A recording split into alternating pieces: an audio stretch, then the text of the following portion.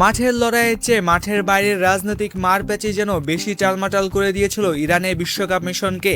তবে গ্রুপ পর্বের বাঁচা মরার ম্যাচের ঠিক আগ মুহূর্তে বড় স্বস্তি পেল ইরান ফুটবল দল।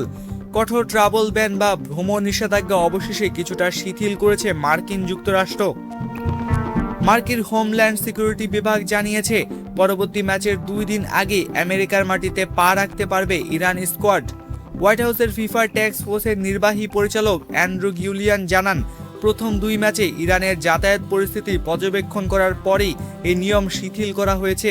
ইরান ফুটবল ফেডারেশনও নিশ্চিত করেছে সিউটলের উদ্দেশ্যে বুধবারই মেক্সিকোর তেজুয়ানার বেস ক্যাম্প ছাড়ছে দল। এই স্বস্তির আগে ইরান দলকে পোহাতে হয়েছে চরম ভোগান্তি। মধ্যপ্রাচ্য সংঘাতের জেরে প্রাথমিকভাবে আয়োজনায় নির্ধারিত বেস ক্যাম্প সরিয়ে মেক্সিকোতে নিতে বাধ্য হয় তারা। শুধু তাই নয়, ইরানের সাপোর্ট স্টাফ এবং বেশ কয়েকজন কর্মকর্তাকে ভিসায় দেয়নি যুক্তরাষ্ট্র। এমনকি প্রথম 2 ম্যাচের জন্য ইরান দল ম্যাচ শুরুর মাত্র 1 দিন আগে আমেরিকায় ঢোকার অনুমতি পাচ্ছিলেন, যা ফুটবলারদের ফিটনেসের জন্য ছিল চরম এক চ্যালেঞ্জ। এত বাধা সত্ত্বেও গ্রুপ জিতে কিন্তু দারুণ লড়াই করছে ইরান। নিউজিল্যান্ড ও বেলজিয়ামের সাথে ড্র করে 2 পয়েন্ট নিয়ে টেবিলের দ্বিতীয় স্থানে আছে তারা। আগামী শুক্রবার গ্রুপ পর্বের শেষ ম্যাচে শক্তিশালী মিশরের মুখোমুখি হচ্ছে ইরান। নকআউটে যেতে হলে এই ম্যাচটি তাদের জন্য ডু অর ডাই। আর এই ম্যাচের জন্যই 2 দিন আগে ভেন্যুতে গিয়ে আবহাওয়ার সাথে মানিয়ে নেওয়ার সুযোগ পাচ্ছে তারা।